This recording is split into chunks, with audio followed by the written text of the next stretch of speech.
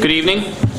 We will now call this October 28th school board meeting to order. Please rise for the pledge.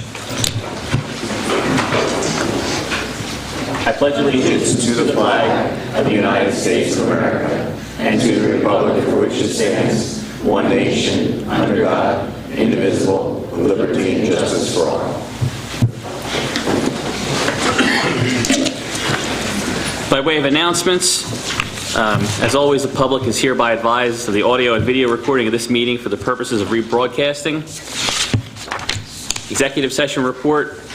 There was an executive session held on October 21st following the board meeting for the matters of personnel, property, and the legal issue of John Andrews versus DCED on Methacton bond issue.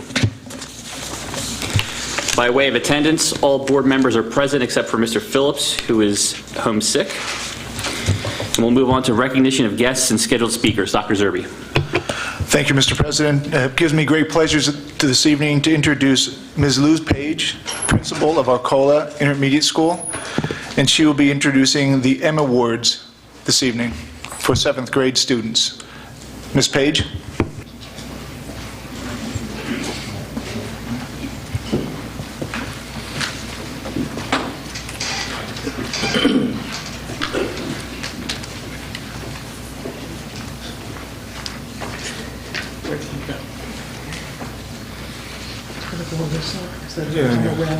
Okay, sounds good. Yeah, all right.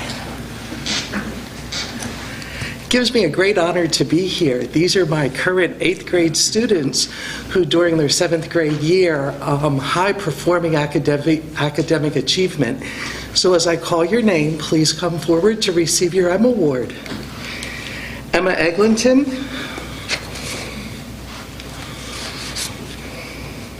Sarah Heck, Howard Fu, Hannah Gibbs. Good job, Hannah.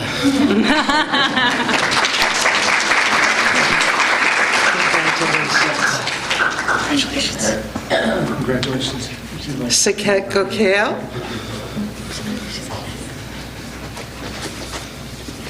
Congratulations. She did say black. Congratulations. All right, hold on 1 second. Okay. Sarah just... Sarah, you just arrived. I'm so glad. Congratulations. I was late too, don't worry about it. Allison Gameni.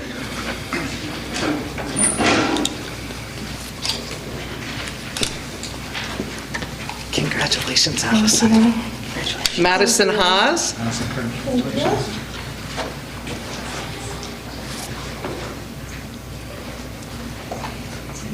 Congratulations, Maddie.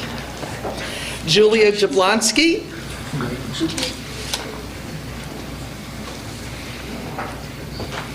Julia, congratulations. Congratulations. Ashley Liu.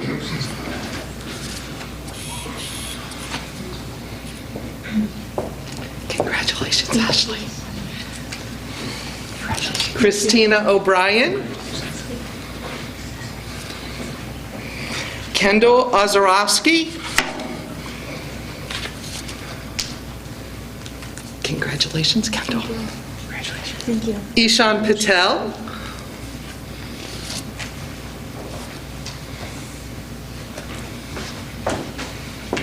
Congratulations, Ishan. Tulsi Patel.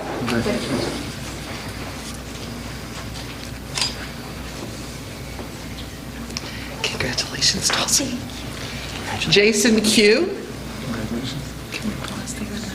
Sure.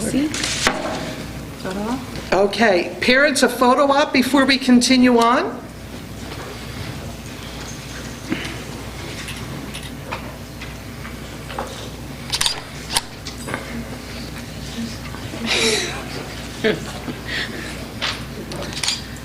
Okay, the first half of our future leaders. You may have a seat.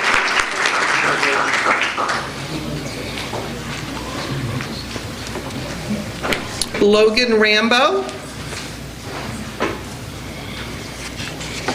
Trevor Rambo,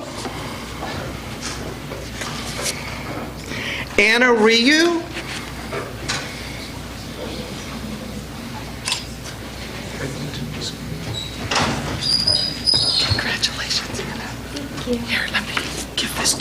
certificate to him. Thank you. Harsha Santhanam? Yeah. Emma Eglinton? We didn't forget you, Emma.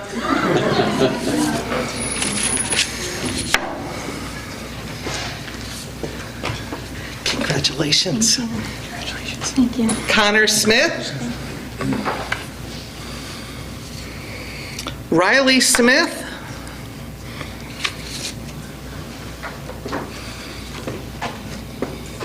Congratulations, Riley. Michael Zhu? Congratulations, Mike. Victoria Zhang?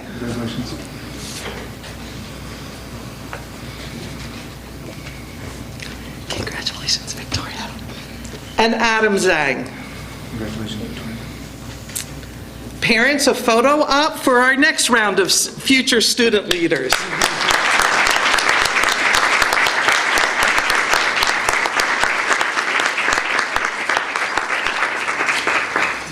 Thank you. Thank you. Kate. Thank you.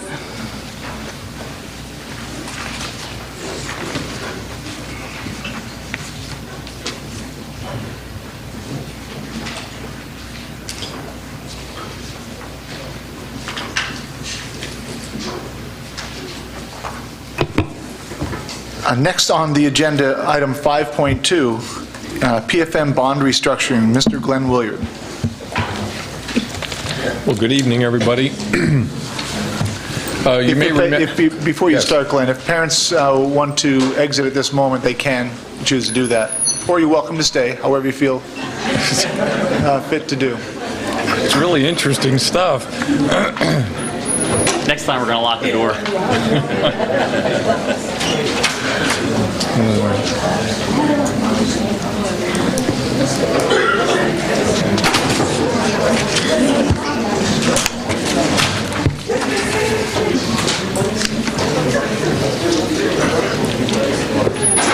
Glenn, if you would. Okay. So we've been here a couple of times. Just to summarize maybe how we've gotten here tonight. There are two series of bonds that you have that are eligible to be refunded. They're a little bit less than $6 million. And basically, the interest rates are, call it 2.5%, and we can refund them with new interest rates at about 1.5%. So it's kind of a straightforward refunding in that sense.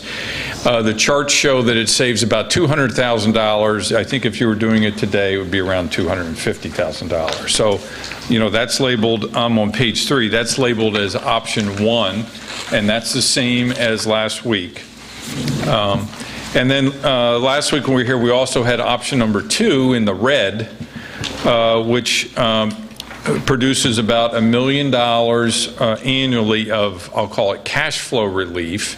And then it has you paying for 3 years at the end, paying additional money, but it's already in your run rate, so it doesn't appear as a tax increase at that time.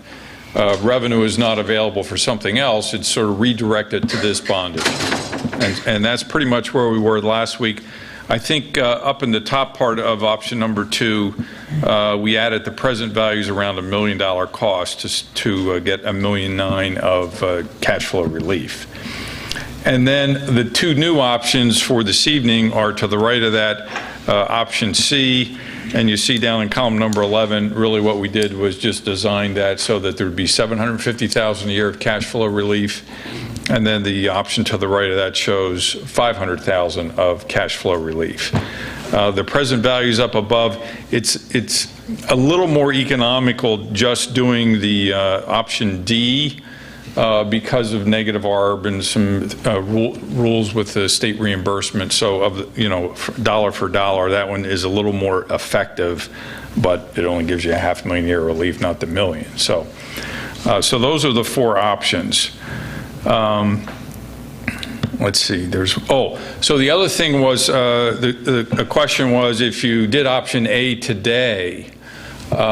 Would you be able to come back and do option B like a month later or something like that? And the answer is that you really would need to wait until about the summer of 2016 to come back to do option B if you do option A today. In other words, you use up those bonds, and so your next good refunding opportunity is not until we get to the middle of 2016. Okay? So why don't I stop there? And you refresh us on the timeline that we would need to take any action on. Okay, so option, well, all of these assume that we would try to take advantage of your bank qualified issuing ability for 2014. So we'd like to get something where the board approves the transaction, and then we need 30 days to settle. So between now and December, we need to get the debt incurring resolution approved. I think the timeline lays out November the 11th. I think you'd like to consider it again. If you took action by November 17th, that would sort of just fit within the timeline for a calendar year 2014 transaction. If you just decide you want to take more time, that's totally fine, but we would not be able to issue it as bank qualified, and so the rates would be a little bit higher. But if you feel you need more time, that's fine. Right. I just wanted to make sure that the board was clear on the timeline. So I think what we'll do is, there's 2 new options that were presented to us. So in the past week, we've gotten 3 new options. I'm sure the board wants time to think about this. I just wanted to make sure that it was clear to us, A, how much time we had, and B, the fact that there was time. So at that point, I'll open it up for questions if any of the board has additional questions. Brenda? I thought you had mentioned that we would have a maximum of $10 million a year to do the bank Qualified, right. Mm-hmm. And option B says $12,405,000. Well, that's the total. So we would do about $10 million in this year, and then about $2 million in early 2015. Any questions? Just a couple for my own clarity. The bonds that we're talking about under the second option, these are all variable interest rates based on when they were issued, is that right? No, they'd all be, they're all existing fixed rate bond issues. At some percent? Yes. Are they all the same percent? Oh, no, yeah, so there are several different fixed rates in there, yes. Right, and are those fixed rates changing in any way under this refinancing option? We would refund all those bonds. The old bonds would all go away, and they would all have new interest rates. And would those interest rates be, on average, higher, the same, or lower than they are now? Well, with respect to the $6 million or so that's in option A, those interest rates would all be lower, and to generalize, the remaining $6 million in option B would be higher.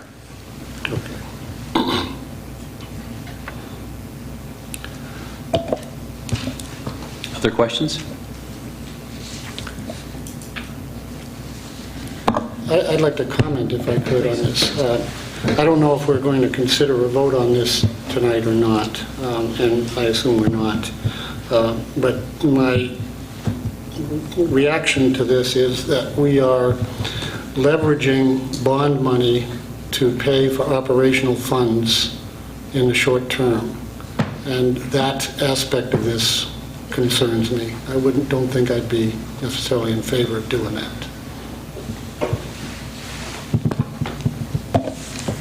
Other questions or comments? To Peter's point, I think, anyone's free to make a motion. I don't think that we are planning on voting on anything, particularly since there's new information. I think the board best to study this. We have a finance committee meeting coming up in addition to 2 board meetings where we have to take action, and I'm sure we could move the date of the finance committee if there were things that we wanted the committee to take a look at to make some recommendations on us. But I guess my opinion is that we'll, hear from the men and think through it, and then answer any questions we have now, but kind of come back, have this tickled for November to take some action on. Go ahead, please. Yeah, I see the rationale for doing this and for coming across, being in business, any way you can restructure your debt to free up cash flow, especially during difficult times, as long as the cost doesn't outweigh. I guess what you have to do is you have to define how much you're willing to pay for this cash flow. And in option B, you're going to be paying almost $2 million. In option D, you pay about $500,000. But in that $500,000, you're going to free up about $500,000 every year in cash flow just by restructuring everything. I don't know if the district is at that point yet, where we need to be, where we're that cutting corners. And trust me, if anybody here, I think I've cut the most corners in the past 7 years than my grandfather ever did in nearly 80 years. I just don't know if it's worth the $500,000 to do all this. Option A is definitely a no-brainer. You're saving money. You're cutting $200,000 off your debt. I just don't. I don't know. I think we really need to think this one out. The $500,000 is a good chunk of change, but I don't know if it's worth $500,000 to do that. Okay, great. I'd just like to reemphasize what I mentioned at the last meeting would be if we were at a point where we were fully comfortable that we had looked under every rock and we knew exactly, we didn't have any other options here, I'd be more inclined to support this, but right now I need to actually think about it, because right now, until I get comfortable that we can't save money elsewhere, I'd want to think about whether I want to spend money on this. So unless folks have questions, Glenn, let me suggest that we thank them for their time. We all go back and think through the different options we have. Let me also maybe suggest that the Finance Committee change your meeting from November 18th to sometime before November 11th, so you guys can fully vet this and come back to the full board with a recommendation, and then ask the administration, to Mr. Pelicano's point, have some detailed rationale or proposal around why we need this when we come together again on the 11th of November, and then I think we'll be ready to take action on one of the options. Fair enough? Okay. And I'm going to send to Stu a revised page 3 that's bigger font. I don't know what happened between the time I signed it and it got to the photocopier. Something happened. I don't It's know. all part of your plan. Yeah, so we'll get you one with larger font. I got it. Thanks very much. Dr. Zerby, any additional guests or scheduled speakers? There are no other speakers for this evening. Okay. Then we'll move on to reports, item number 6. Before we get started, I just wanted to make an announcement. We're going to add a board committee. So in the coming weeks and months, we'll see an additional report in here, but we're going to add a communications and community relations committee. Mr. McFarland is going to chair that. Mrs. Barone, myself, and Mr. Phillips will serve on the committee. And the rationale behind this is just a way for the board to do some more work and better think about how we can communicate with the community and with all of our various stakeholders. So look for that to start reporting next month. We're excited about that. And an additional announcement was I've asked Mr. Pelicano to chair a technology task force that Mr. Roth and Ms. Shackelford will serve on, and we'll also look to get members of the administration, teaching staff, students, and community members involved with. And the idea behind that is to really take a holistic look at what we're doing from a technology standpoint, and then what we need to be doing over the next 1, 2, 5, 10 years to better serve our children and our students in our district from a technology standpoint. So we're excited to see those results, and we are grateful for those board members for agreeing to put the time into that. So with that, I will turn things over to Mr. Roth for a Finance Committee report. Thank you very much. We did have the Finance Committee meeting, excuse me, and the minutes were attached. One of the things that I wanted to talk about, though, is given the fact that you just indicated that you would like to possibly push up our next Finance Committee meeting and move the bond information. If the committee could meet after the meeting real quick, so we could go over a couple of dates real fast, because I need to get that set in the calendar, because believe it or not, there's not that many days we can choose from. But anyway, we did have a Finance Committee meeting on the 14th. We covered a lot of good topics. Financial reporting, which is the district will be reporting to the finance committees in certain different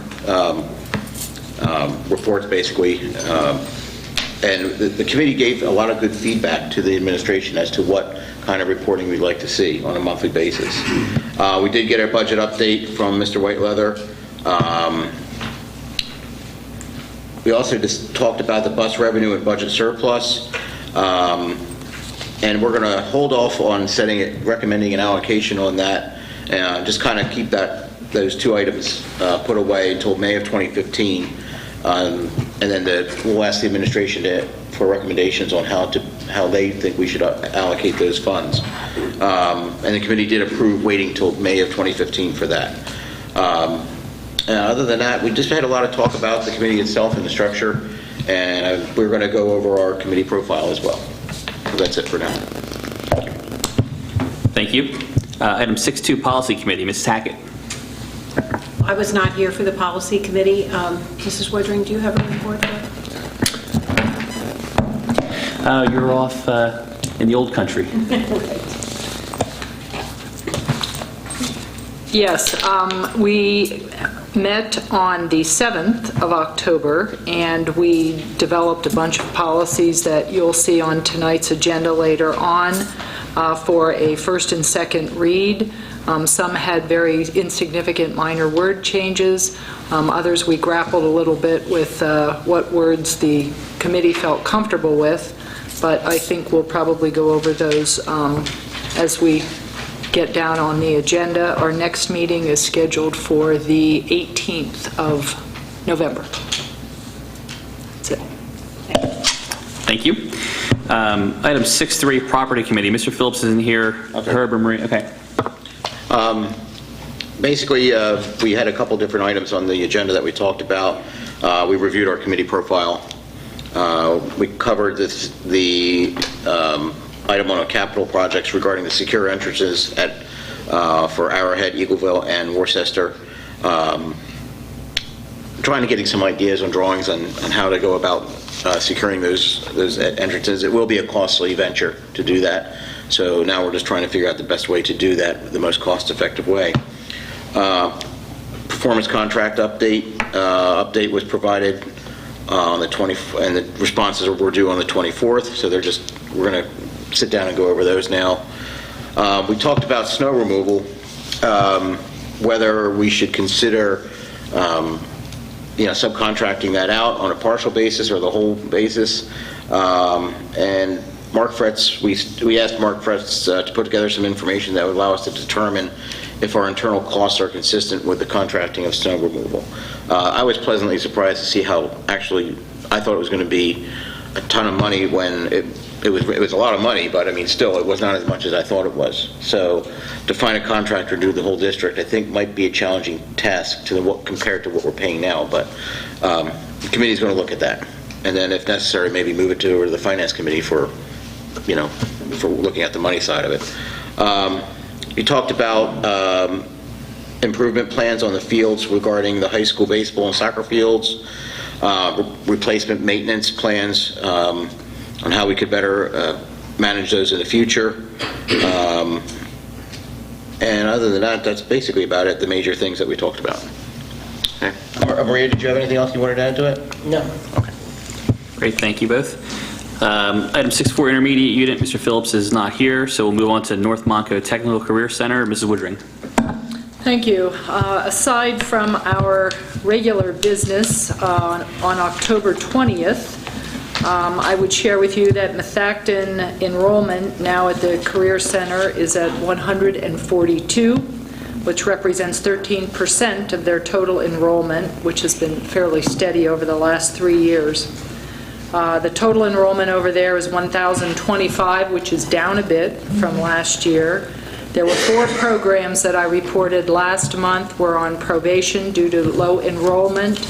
The enrollment came up in those areas, but they are still going to go through the process of analyzing why the counts or the numbers were down.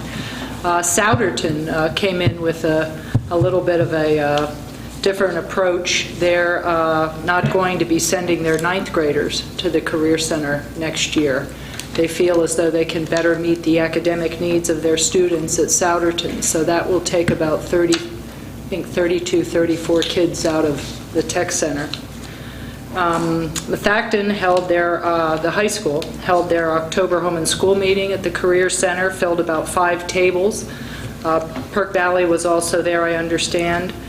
And I had reported, I think, last year that the Technical Center has developed a relationship with actor reality TV star Brett Wagner, also known as Big Schwag, who has sort of adopted the Tech Center and done a promotional video for them that can be viewed on their website.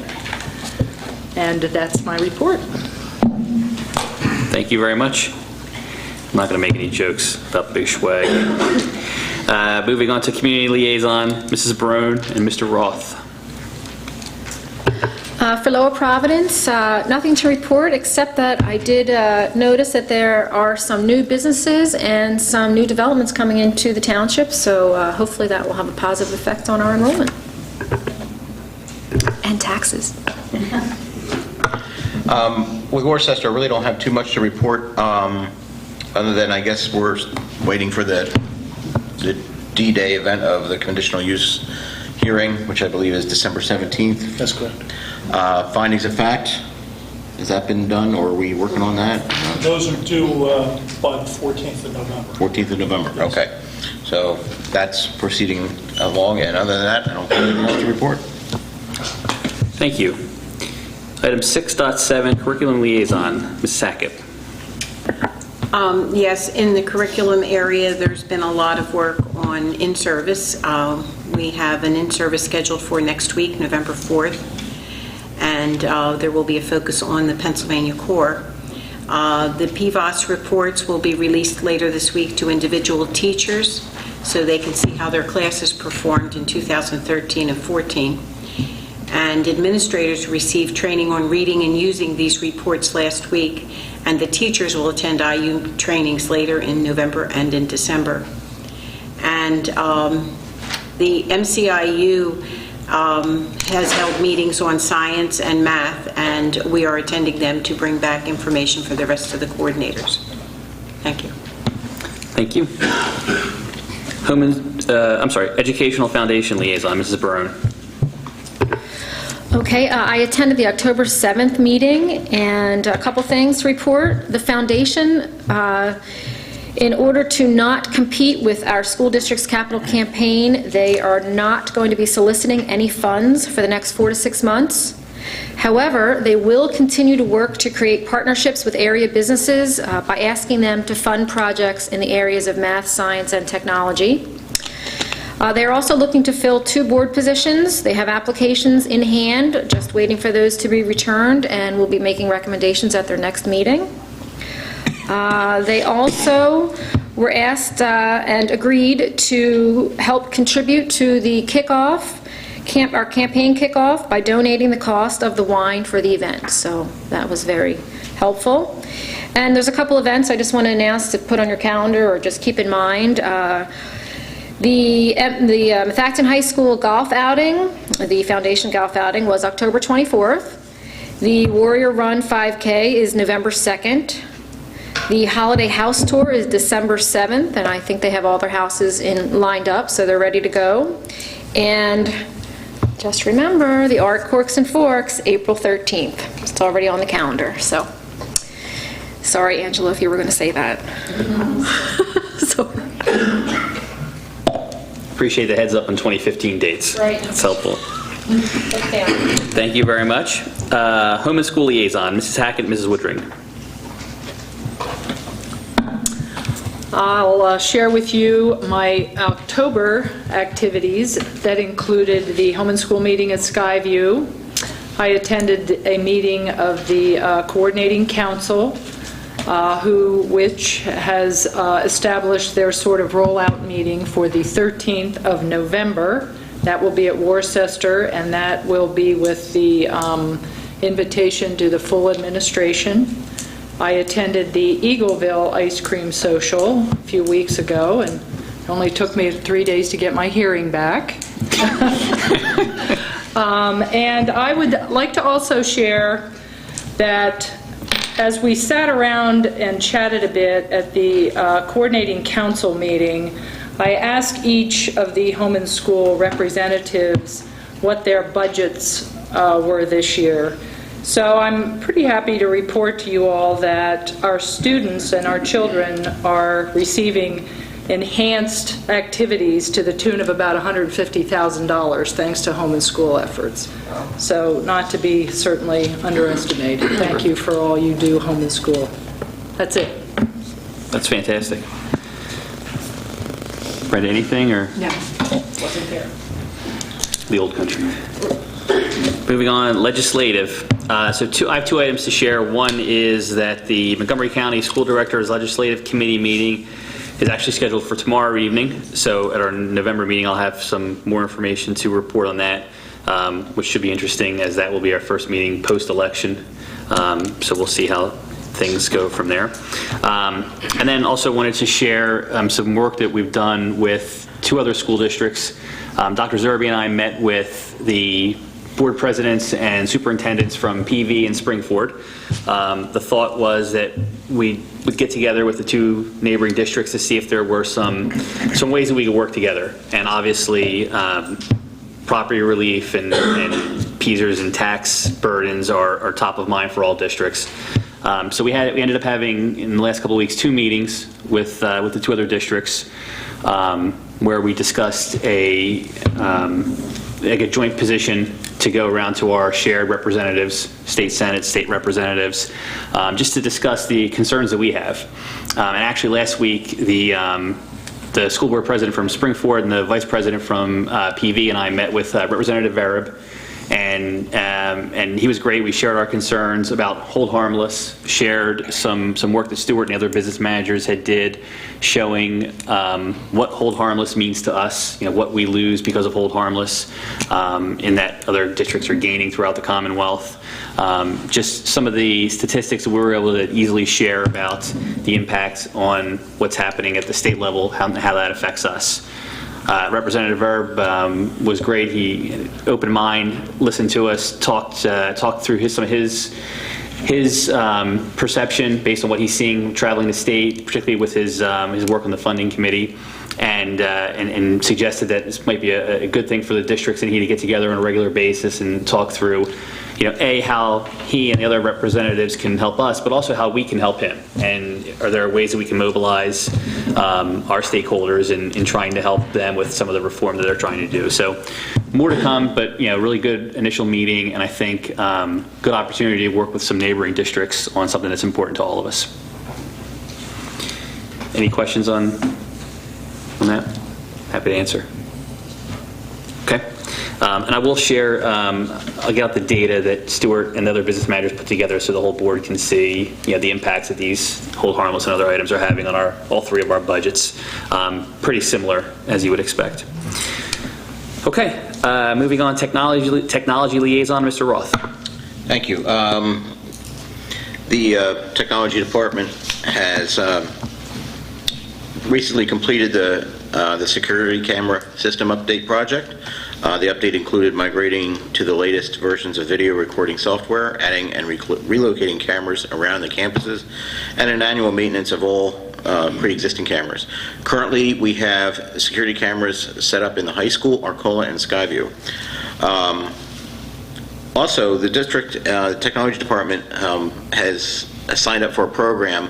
It's called the Microsoft Home Use Program. Right now, it's a program offered through Microsoft that allows Methacton School District employees to buy and use a single copy of Microsoft Office Professional Plus 2013 or Microsoft Office 2011 for Mac for home use at a greatly reduced cost.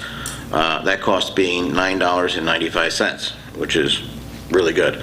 Microsoft plans to offer an extended program to students in the upcoming months, and we look forward to taking advantage of it when it's made available. That's the end of my report. Thank you. Federal Relations Network, Mrs. Woodring. Thank you. Not much has come over the email system from the National School Board Association, but I wanted to share with you, they did send on October 15th a report that was released for the Center for Public Education who did an analysis that shows, as we had talked about a little bit last week, a drop in performance when students switch from reading literature to non-literary text.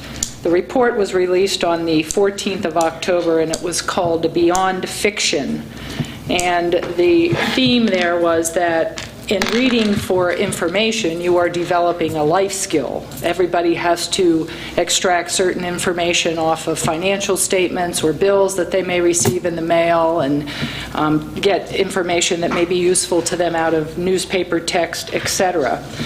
And this was their study covered the period 1992 to 2013, which in that period revealed that the children in the USA do okay with improving their reading in the 4th and the 8th grades, but not so much in the 12th grade. And one of the sobering statistics included in the report was that 62% of all seniors do not score above the basic reading level. So what they did was recommend a reading balance between literary text and informational text. And in the elementary schools, it was a 50-50 split. In the middle schools, it was a 45 literary, 55 information. And at the high school, that went to 30 for literature and 70% for information. That's it. Thank you very much. Moving on to item 6.13, student board representatives. First off, I'd like to mention the success of homecoming week last week. Last week, 1,260 students participated in Green and White Day, and 1,012 tickets were sold for homecoming. The money raised for Penny Wars will be contributed towards turf. I would like to congratulate the 60 new members who were inducted to NHS last Wednesday. In addition, I'd also like to congratulate senior Michael Duong, who was invited to be the only high school presenter at the Life Sciences Symposium hosted by Pennsylvania Biotechnology Industry Organization in Philadelphia as the result of being the International BioGenius finalist. I would also like to congratulate the 4 students who attended their first leadership conference hosted by Congressman Pat Meehan, Elaine Ma, Sean Farmand, Emily Chang, and Claire Miller. Thank you. Wrapping up this season, fall sports just are coming to an end.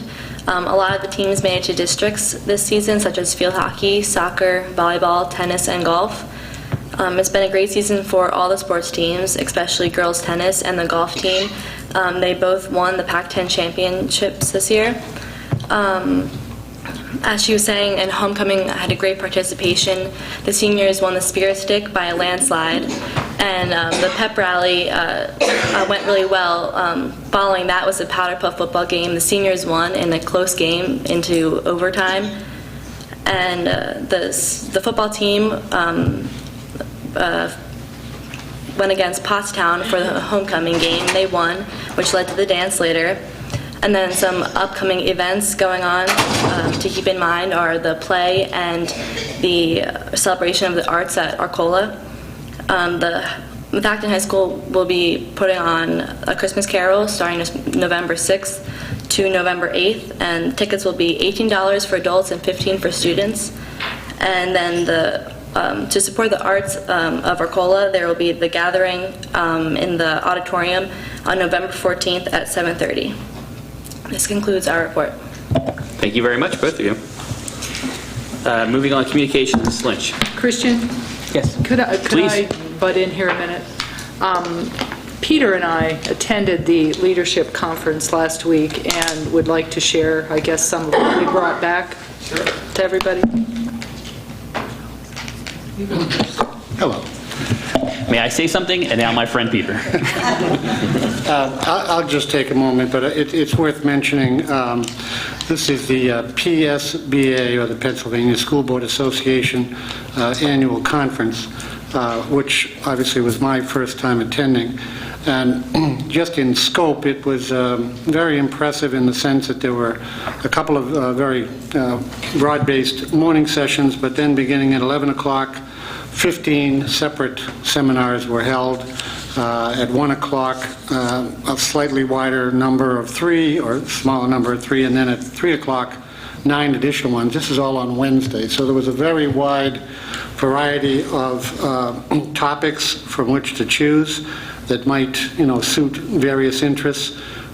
Things like school newspapers, the building sustainable literacy, computer information technology, etc. I chose in the 1 o'clock hour to attend the legislative update, which the main speaker for that was Representative Verb. So we have a strong element within our district of someone who's involved very heavily in repairing the fair funding and other issues that we face. And in the later session in the day, I attended a session called Communications Through Social Media, which was something that Conestoga Valley did present and has had a great deal of success, not only with communication among students and parents, but also in communication with the public, which will serve me well in my new adventure here. So I recommend it highly. It was a very worthwhile day and very informative. I attended Thursday's session, and I chose a few here that I'll share with you. The first session was cyberbullying in social media. The superintendent of Marple Newtown and an attorney from Radnor co-authored a book that was available for purchase at the conference that spoke to the issue of cyberbullying. This afternoon session that I attended was absolutely wonderful. It was the discussion around value add and teacher evaluation, the PVAS system. Our presenter, I think, was the person who developed all the all the details that went into this program and the analysis. A doctor of statistics, as you might expect. Certainly much to be gained. It was a packed room. This has extra, I guess, significance to the teachers after the 3-year period in which they teach courses that will result in tests. And so not a seat in the house. All superintendents, assistant superintendents, school board members, very valuable session from me. And the last session, the 2:30 session, was outstanding. It was a student-simulated school board meeting.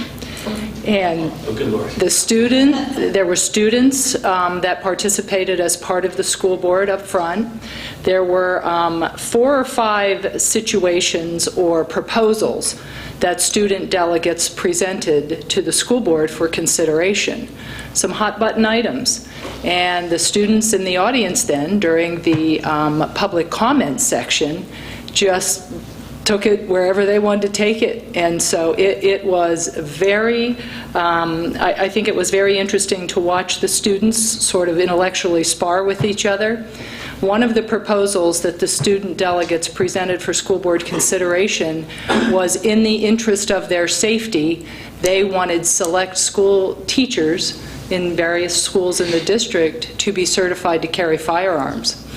And the line at the microphones to speak on that topic were long. It was really a spirited discussion, somewhat of a scholarly debate, and I would hope that we might work toward getting our students involved next year. It was very, very well done. Thanks, that's it. Great, thank you. Thank you both for going, too, and for the report. Angela. What a good segue. The Methacton School District can now be found on Facebook. The page is designed to further accomplish our goal to reach our varied stakeholder groups wherever and whenever we can with news and information about our schools and our students.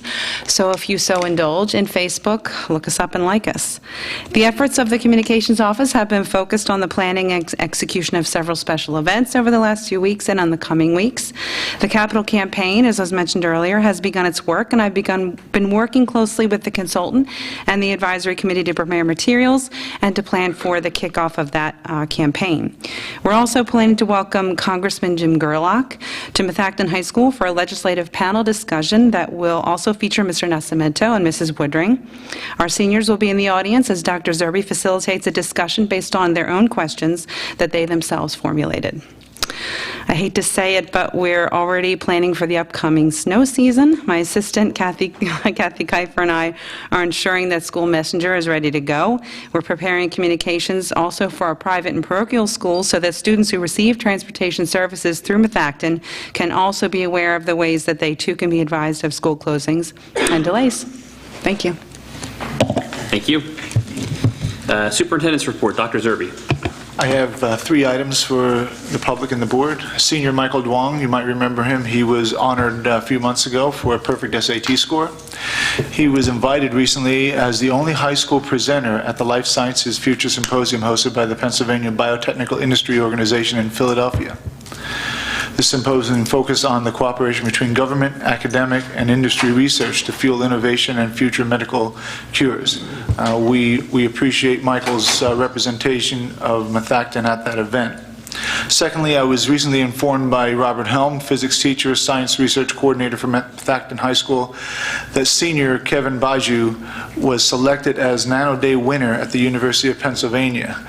Kevin completed the Nano Day High School Science Fair competition hosted by the University of Pennsylvania this October. High school students from Delaware, Pennsylvania, and New Jersey were invited to compete in this event.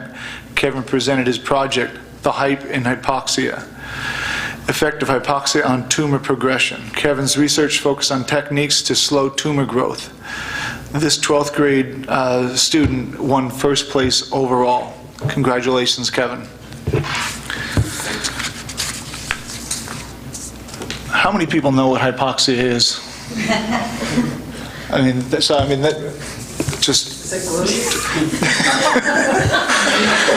Actually, there was a more scientific, I got a more scientific name on his actual research project, but I crossed it out because it was too hard to say. I don't know why you would embarrass the board like that. But it just amazes me every day that when we bring students before this board and before the public, how well they perform and how well they do, and just some of the great achievements that they bring forth to this community, to their families, and to the school district. So I just want to say thank you to our students, teachers, and our parents. The last item that I'd like to share with you is just an update on the field project. I was informed today that we have 48 requests for the requests for proposals. We also want the board to know that we're issuing an addenda to the original RFP, and this is typically what they do as questions come out about the RFP. There are updates to the information. The first addenda will be issued tomorrow. Not only will that have some answers to questions that some of the contractors have, but we will also be asking vendors for the turf products to provide alternative infill materials for the board's consideration once the project is before you for a vote on approval. Okay. Any other questions on the field project at this moment in time? If not, that completes my report. Thank you, Dr. Zerbe. Item number 7, public comment on board action items. Is there a public comment on board action items? Mr. Andrews.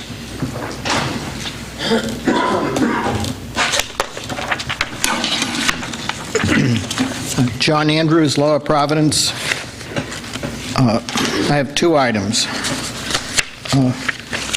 One of them is, an item up for approval is a ski trip to Colorado in January with a cost labeled as substitutes. I know there are 2 school days involved. And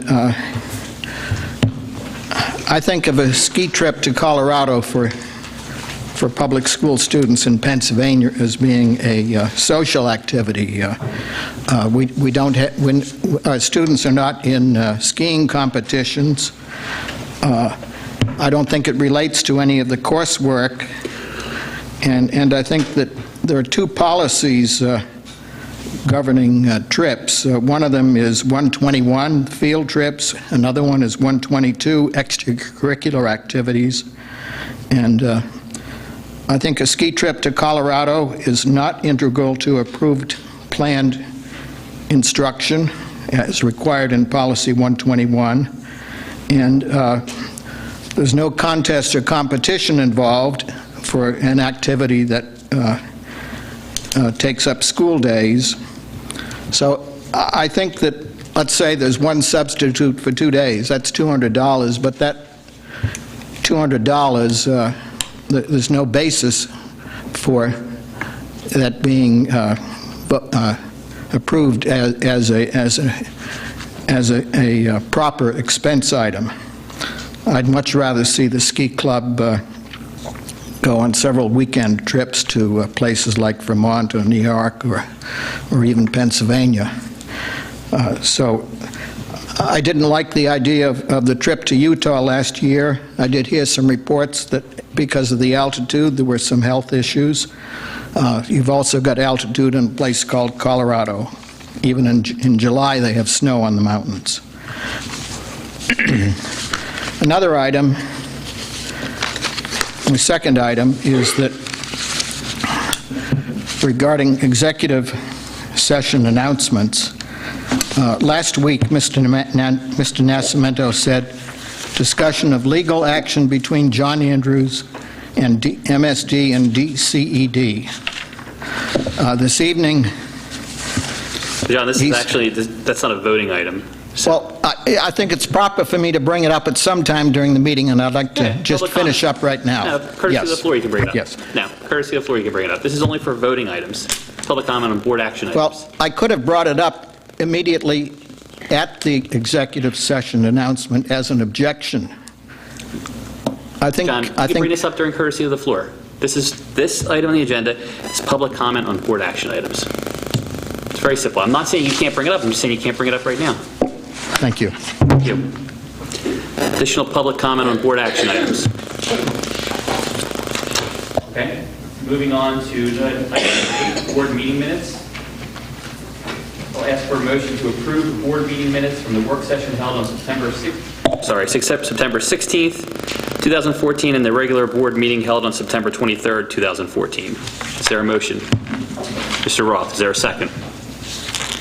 Mr. Pellicano, discussion? All those in favor? All those in favor? Opposed? I'll abstain since I missed the board meeting on the 23rd. Motion passes. Moving on to item number 9, fiscal items. Mr. Whiteleather. Thank you. We have a couple items on for this evening. Item 9.1 and 9.2 are monthly list of bills and treasurer's report on for your approval. Item 9.3 represents parent transportation contract as reviewed last week at our board workshop, as well as item 9.4 and 9.5 representing reimbursement resolution for technology purchases and an agreement with Therapy Source. That concludes my report. Thank you. Okay. Is there a motion to, does anyone want to take anything separately, or Maria? List the bill separately? Anything else that folks want to take separately? Okay. So then I'll ask for a motion to approve items 9.2 through 9.5. Brenda, is there a second? Kathleen, discussion? Yeah, Stuart, could you just refresh my memory on 9.3? I'm drawing a blank. Thanks. When a transportation request comes through, in some situations, it's more cost advantageous to reimburse the parent at the mileage rate versus creating a new bus run.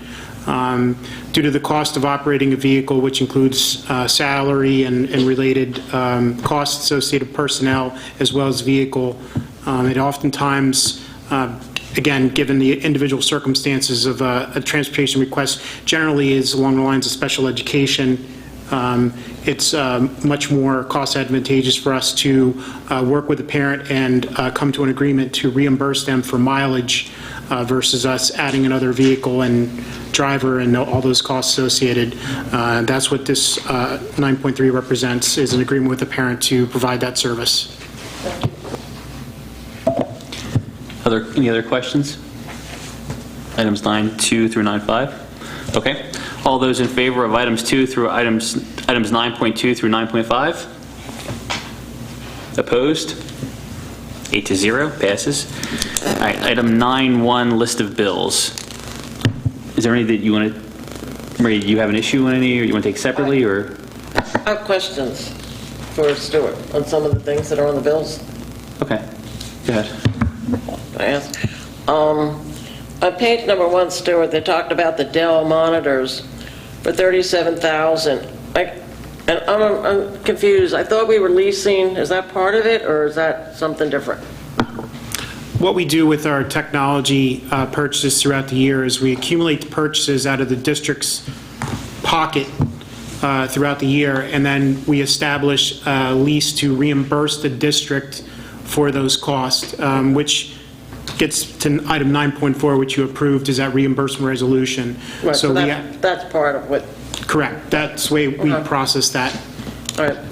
The other thing is, which I really don't understand, and it's on page 1 and it's on several other pages, is first student, August busing. How does that work? Why are we paying them?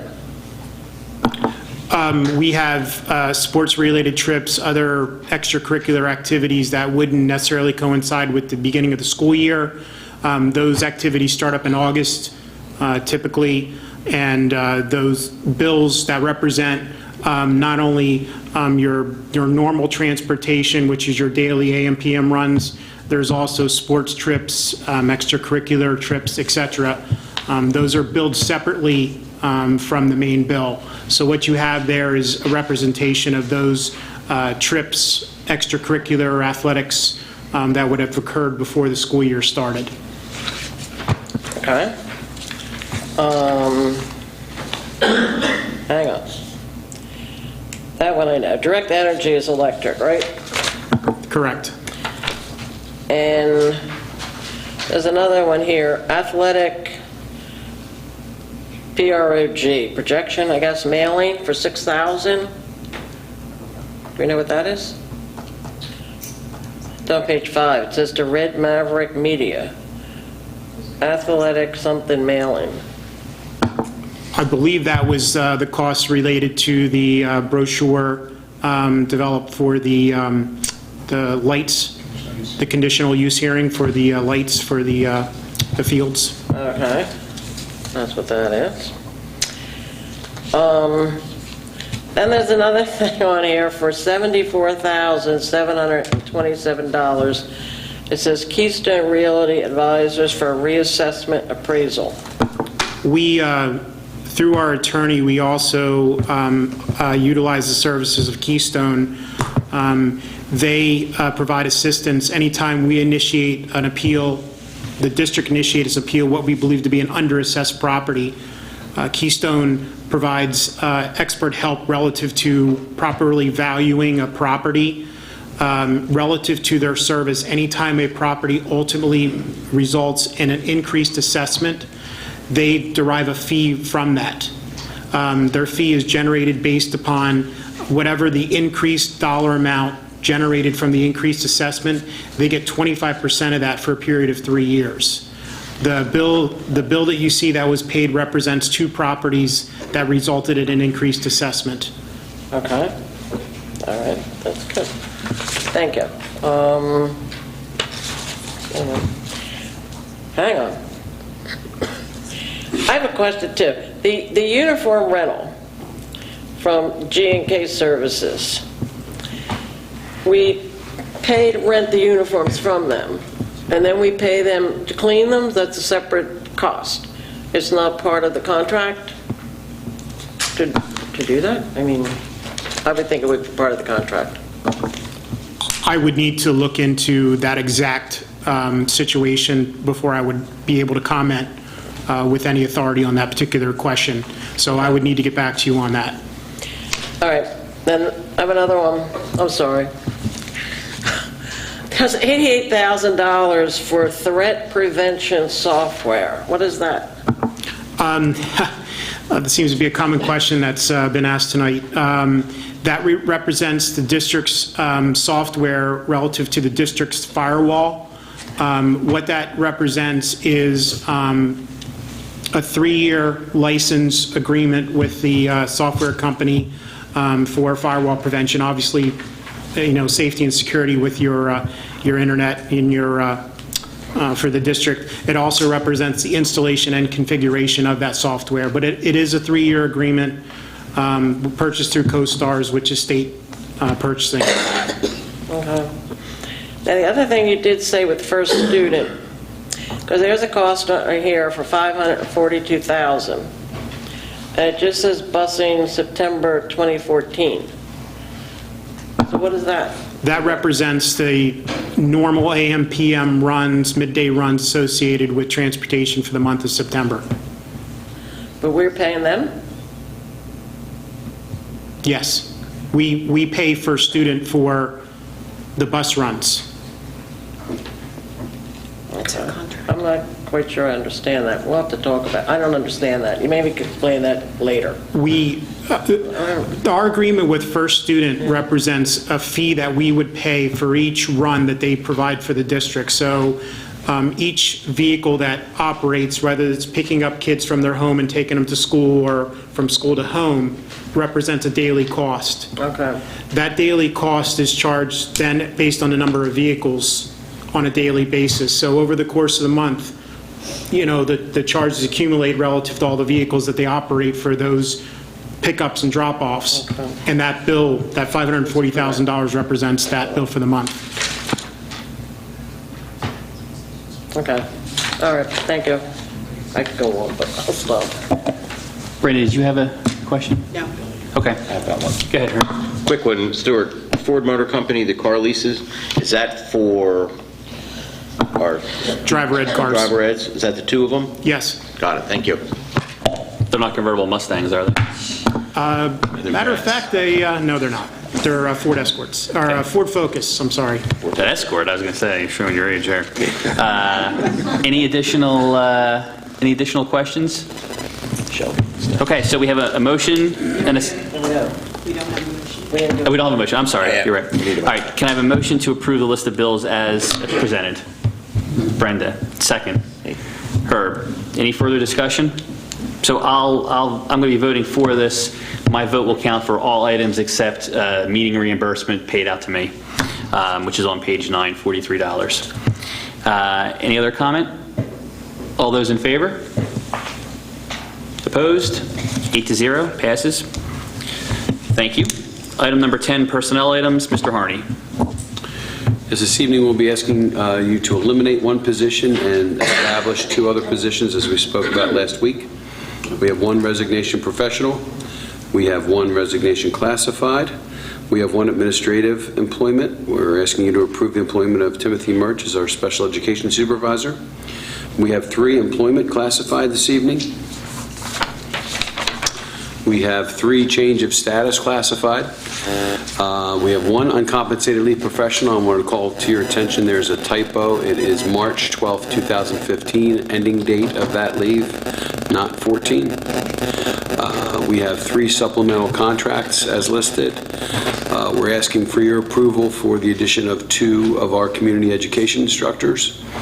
We're asking you to add 3 more folks to our classified substitute list and approve the attached list of approved volunteers as listed.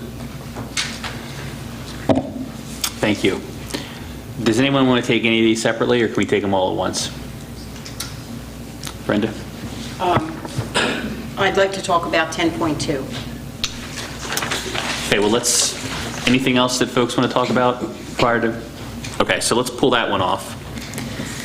And then can I have a motion to approve all items under item number 10, personnel, with the exception of items 10.2? Brenda, I think. Second, Kim. Discussion? All those in favor? Opposed? 8-0. That passes. Okay, item 10.2. Do you have questions for Mr. Martin? Well, I think we talked about this last week, and we have elimination of a position under 10.1 and establishment of 2 positions under 10.2. And I understood that there was not a net increase in the MESPA positions with the addition of this position. And so that would suggest that we should have another elimination of a position. I don't know if I was correct, but that was my understanding. You're correct, Brenda. There will be a temporary net increase, but as we open the positions up, there will eventually be a position that will be decreased and reduced. So it might take about a month for that transition to occur. So there will be a temporary increase in the MESPA position total, and then it will level off. So will we be asked to vote on elimination of a position at a future? You will, most likely in the November work session and board meeting times. Thank you. Any other questions? If we could just get that called out, I think that we're approving this based on that whole strategy, so. Okay, if there's no other questions, can I have a motion to approve items 10.2? Brenda, second. Herb, discussion? All those in favor? Opposed? 8-0, passes. Very good. I just have 2 other things to bring up at this point. I did want to, once again, I mentioned it last week, but I'd like to mention it again. Derek DiNardo is our new HVAC mechanic, who is a Methacton graduate, as well as a graduate of North Montco Technical Institute. I think that's great that we are hiring Derek, and I'd also like to now turn it over to Dr. Angstedt for an introduction. I'd like to introduce to the board our 3rd supervisor of special education, and I'd also like to extend my sincerest thanks to you for the addition of this position. Tim Murch, and he will be starting tomorrow morning at 8 a.m.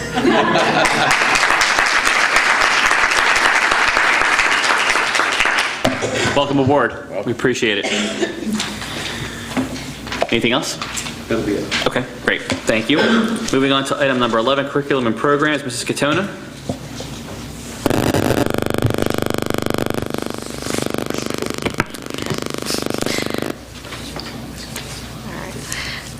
There is, as was announced last week, a gift of 3 Samsung Chromebooks from DonorsChoice.org for Audubon Elementary School.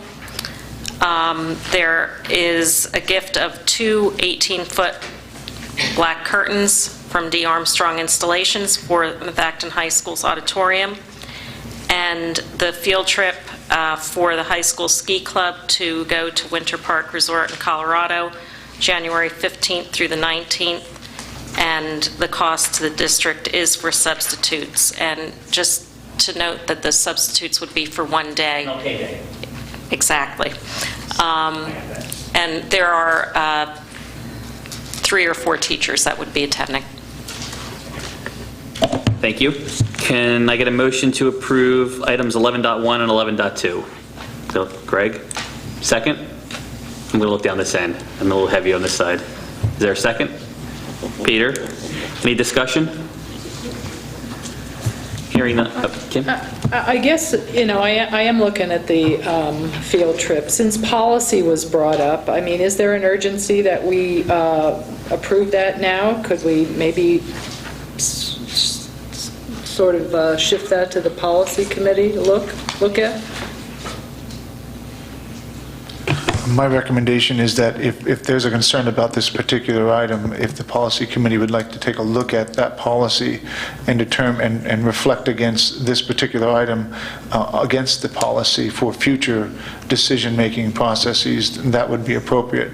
I think at this point, as the students are preparing and for this particular activity to take place, putting it off for another month might jeopardize them being able to make the plans necessary to attend. So if the policy chairperson wants me to add that policy to our discussion, we certainly can do that and reflect on this type of decision moving forward. For the policy committee, the next meeting, sure. Yes, that would be a good idea, I think. May I just ask, is this type of activity something that's been done in years past?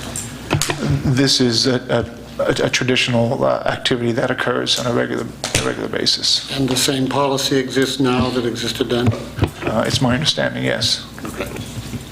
Yeah, we've approved these types of trips, so I think, to Dr. Zerbe's point, we ought to take action on this one way or the other, just so they can plan out, because they're operating under a certain assumption. But to Mrs. Woodring's point, we can take this back to the policy committee to make sure that, it's copacetic with everything that we think here in the district. Any other comment? Item 11? Okay. All those in favor? Opposed? 8-0. Thank you. Moving on to item number 12, policy. Dr. Zerbe. This evening, we have 6 policies that are coming before you for a first reading, including summer school, alternative education, community education, class size assessments, and homework. In addition, 12.2 has 3 policies listed for a second reading and adoption: censure policy to eliminate, tobacco policy, and the district school report cards to eliminate. Are there any questions on the first reading or second reading of any of the policies listed? Let's take one at a time. Any questions on the first reading items, since folks have to noodle on that for a little while longer? Okay. Questions on second reading items, which we'll take action on tonight.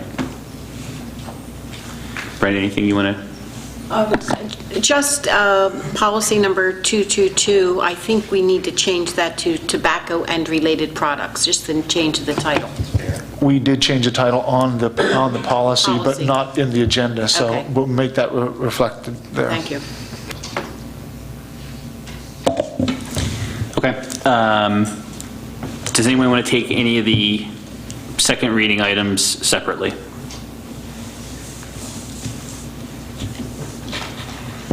Okay. Is there a motion to approve item 12.2, which is approval of policy 009, the elimination of the censure policy, approve policy 222, which is now tobacco and related products, and policy number 919, the elimination of the district school report cards. Kim, is there a second? Maria, discussion? Hearing none. All those in favor? Opposed? Unanimous? 8-0. Okay. Dr. Zerber, anything else? I have no other items. Okay. Item number 14, dates for board members' calendars. On November 10th, will be a property committee meeting at 7:30. Folks can see all these. November 11th is the board work session. November 18th is the policy committee, the finance committee, although we'll look to change that and give adequate notice, and the regular board meeting.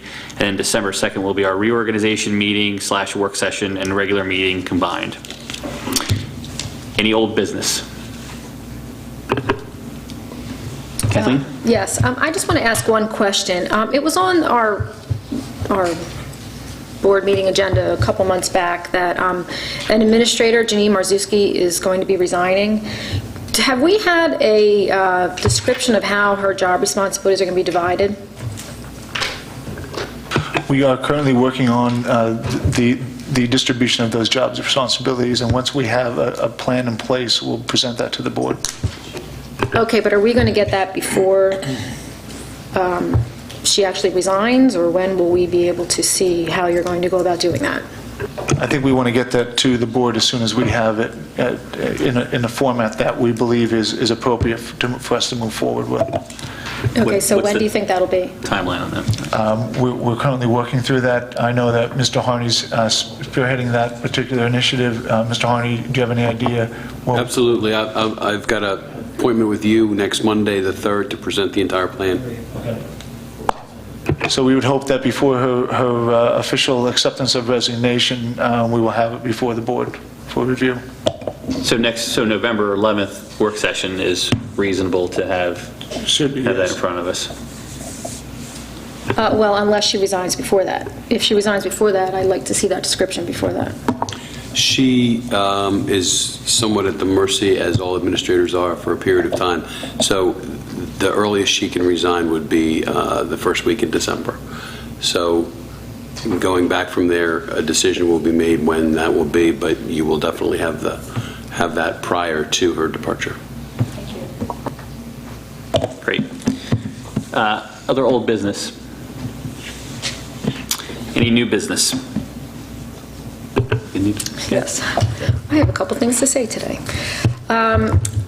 It was brought up tonight that there's going to be training at the IU for our administrators for the PVAS data results. Can we get a timeline on when the board will be presented with those results so that we can also have that information? When I have a timeline for you, I will be happy to give it to you. Right now, we've been told that the PVAS is not being put out until the school performance profiles come out. However, if you are interested in seeing what we're able to see at this point, we can get something out to you. It's just, it isn't for public release at this time, but we can certainly put something together for the board.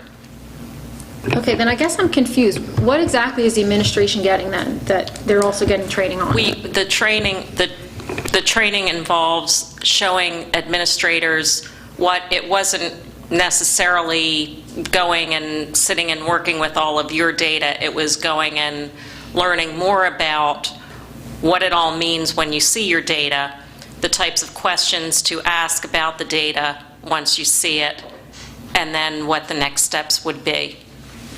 And when the teachers go, they will have their specific classroom data that they will look at, but that's only for them and their building administrator, their specific classroom data.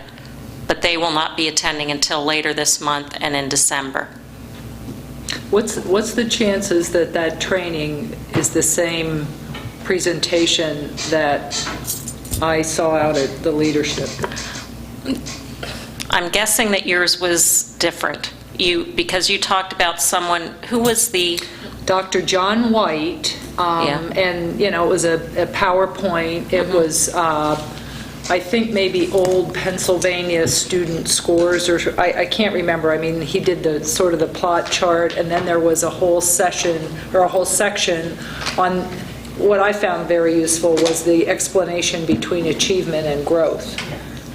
So they were very gracious at the end of that session, gave us their email addresses and said if you wanted that presentation to just let them know. Yes, and I'm guessing that there were similarities, but I'm also guessing that the audience that they were presenting to and the audience that they're presenting to at the IU, they're taking that into consideration. Administrators have received information previously, certainly last year and so forth. It's just that, you continue to work with it and you continue, to have different types of questions as you look at the data. But yes, there are PowerPoints. In fact, I believe if you go on to the PVAS site, website, there would probably be a PowerPoint there for you, for anybody in the public. Yes, and I've seen that, but I guess what I'm looking for, and I don't know if any other fellow board member has anything to add, I'd like an analysis of that information. I can go and look at a PowerPoint, and that's great, but I'd like to have a breakdown of the information as it pertains to our school. So if we can do that, and if the administrators are getting it, I think that we should get it pretty quickly behind them. That is something clearly that we're going to be working on.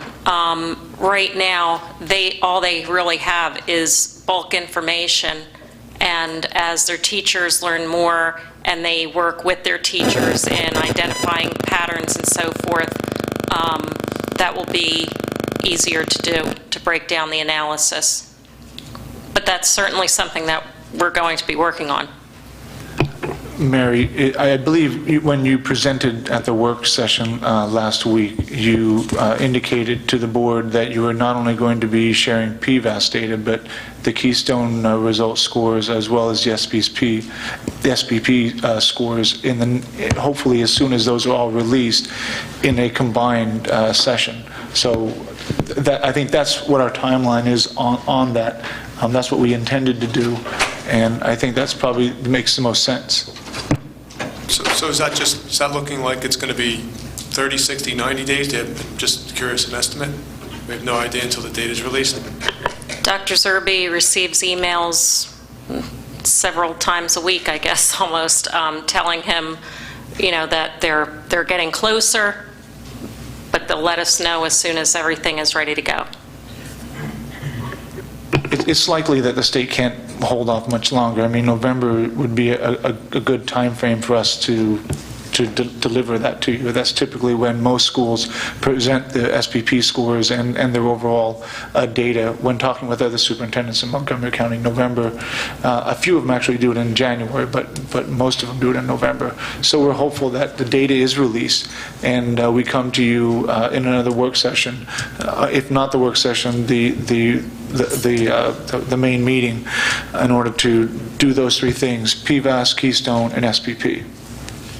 And then from there, you may have some additional questions related to that information, along with the information you received last week on PSSA.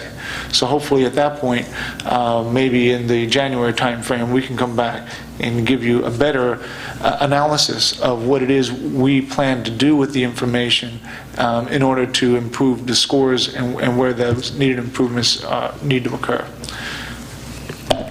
What maybe you guys lay out a timeline for us, similar to what you just said, but kind of take some time to think through when we think things are going to be available, so the board knows when to expect what, and we can kind of put some lines in the sand. We'll do. Good suggestion. Thank you. You have more? I do. Fire away.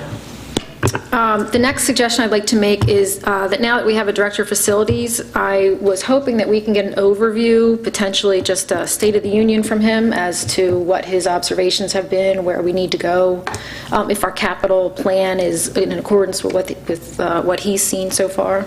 So if we could have that in the near future as well. We plan to do that. He's been on since October 6th, 15th, 17th. So we certainly need to bring before the Finance Committee some capital plans, as well as the capital plan before property as well. But we certainly should get him on the agenda for a public presentation here at the board. So good idea.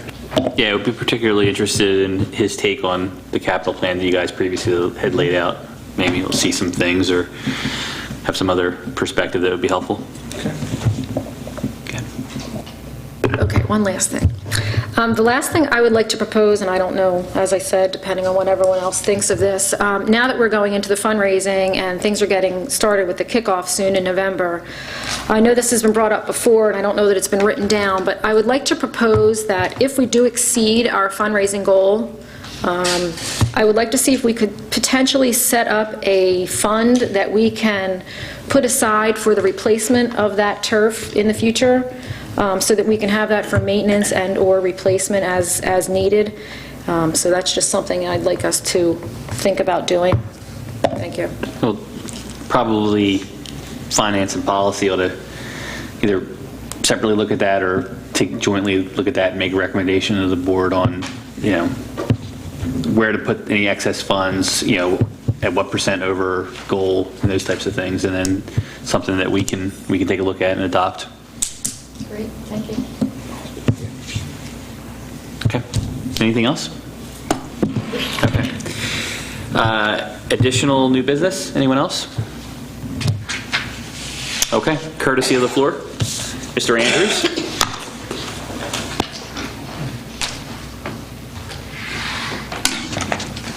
John Andrews, Lower Providence.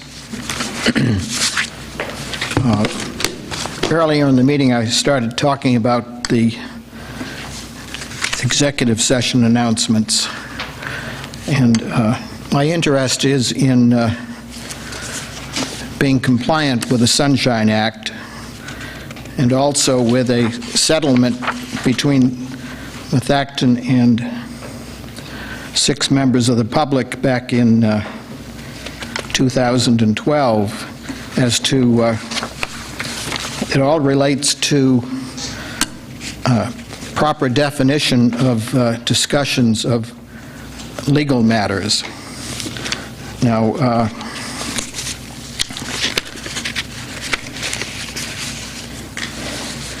last week, Mr. Nascimento said discussion of legal action between John Andrews, MS Methacton, and DCED. This evening, he stated something similar between John Andrews and DCED on the Methacton bond issue. It might not even be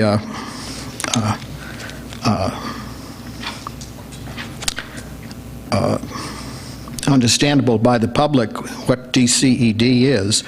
DCED is a Pennsylvania Department of Community and Economic Development. And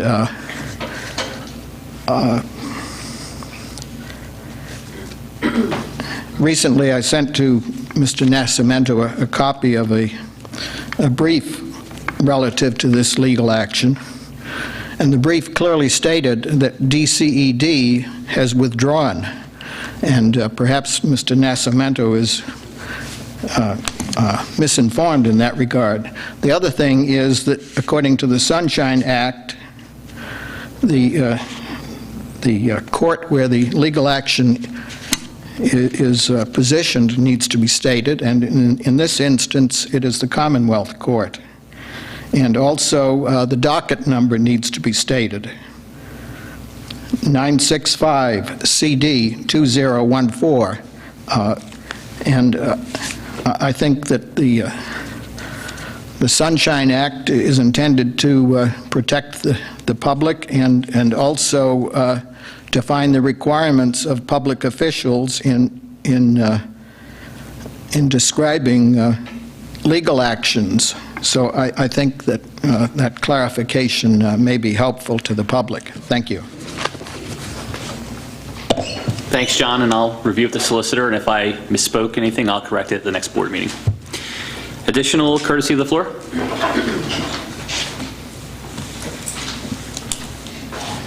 Joe Bickelman from Audubon.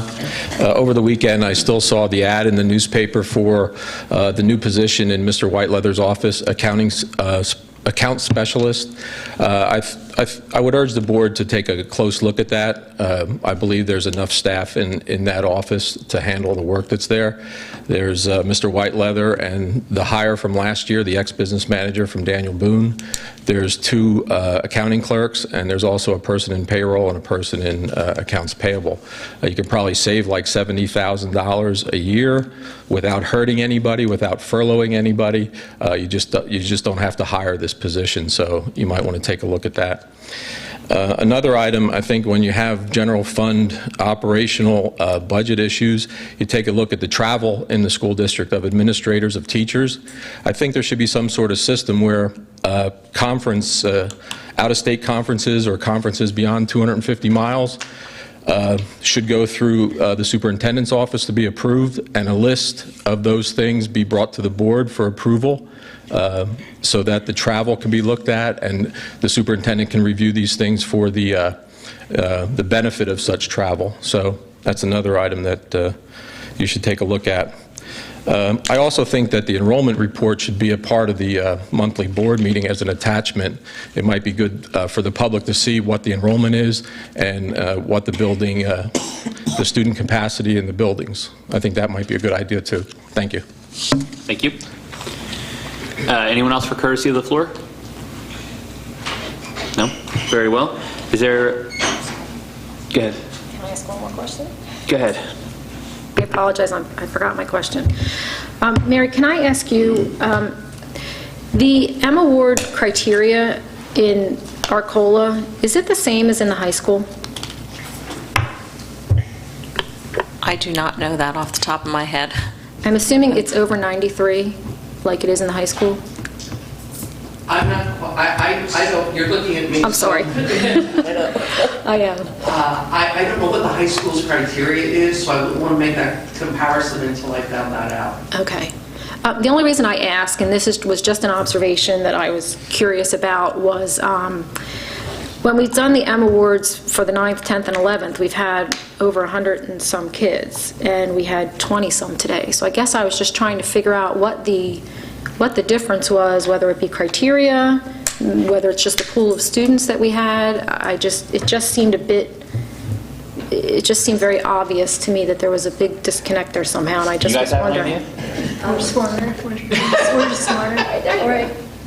Maybe potentially how courses are rated. Oh, yeah. But that's non-rated. This is non-rated. Is it? Okay. You're sticking with your first thought, you're just smarter. That's the way to do it.